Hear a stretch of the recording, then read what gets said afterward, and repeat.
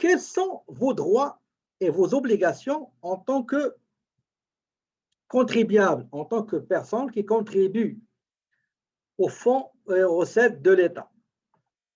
Parmi vos droits,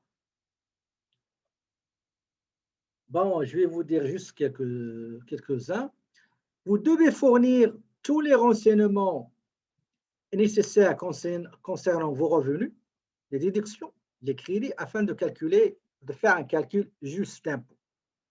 Donc, vous êtes obligé, bien sûr, de dire la vérité, de fournir des informations correctes, véridiques, vérifiables, authentiques, etc. Okay? Et si vous ne respectez pas ça, donc vous êtes susceptible d'être poursuivi par les instances fiscales, comme Revenu Québec, Canada, etc. Si vous omettez de déclarer un revenu, vous avez oublié de déclarer un revenu ou que vous avez déjà omis de déclarer des revenus de même nature au cours de l'une des 3 dernières années, vous vous exposez à une pénalité sur les revenus non déclarés, c'est tout à fait normal. Donc, c'est pour ça qu'il faut faire très attention. Est-ce qu'il faut justifier tous les montants déclarés? Ben, écoutez, on va le voir après.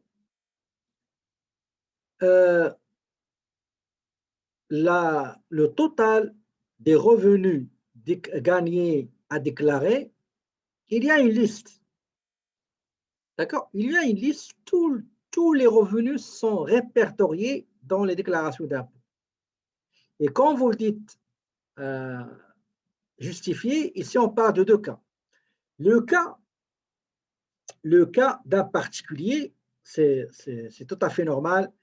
Les pièces justificatives que vous allez remettre, c'est les pièces soit remises par votre employeur, soit d'autres pièces, d'autres documents, ce qui concerne les crédits d'impôt. Tout ça, c'est vérifiable facilement.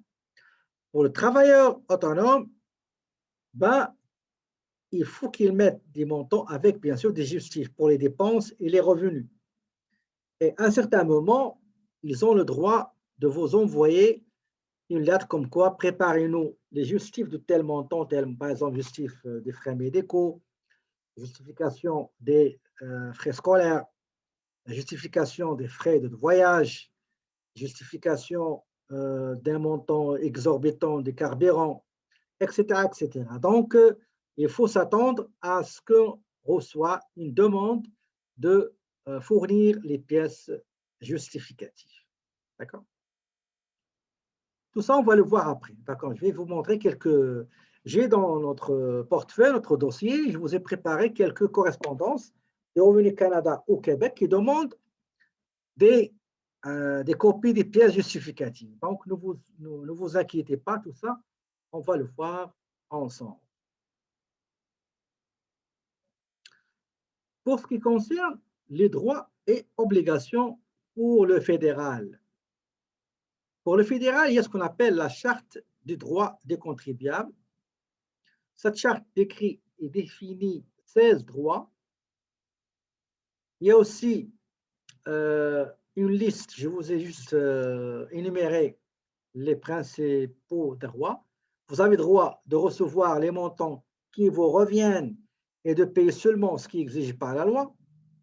Vous avez le droit de recevoir des services dans les 2 langues officielles. Vous avez droit à la vie privée, c'est la confidentialité de vos informations que vous avez déclarées. Vous avez droit d'obtenir un examen officiel et de déposer par la suite un appel. Vous pouvez demander un recours auprès de la Cour canadienne de l'impôt. Pour le Québec, il faut aller à la Chambre civile de la Cour de Québec, qui est considérée comme un tribunal de première instance. Vous avez le droit d'être traité de façon professionnelle. Vous avez droit à des renseignements complets, exacts, clairs et opportuns, c'est-à-dire actualisés dans les bons moments. Vous avez le droit de ne pas payer tout montant d'impôt en litige. S'il y a un impôt, je peux ne pas payer jusqu'à la résolution de ce déférent ou ce litige. Vous avez droit à une application uniforme de la loi. Vous avez le droit de déposer une plainte, vous avez le droit que ne tenions compte des coûts liés à l'observation, etc., etc. Donc, pour ce qui est du Québec, le Québec, il y a ce qu'on appelle Charte des droits des contribuables et des mandataires, qui a été fait en 2016. Donc, c'était la première charte des droits des contribuables et des mandataires de Revenu Québec.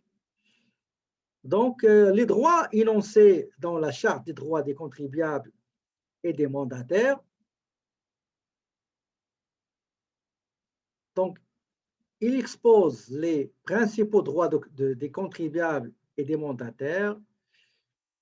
Je vais juste, voilà, les 7 principaux droits sont le droit d'être bien informé, correctement informé, clairement informé, droit d'être entendu. Si j'ai une contestation, si je veux protester, contester, il faut qu'on m'entende. Okay?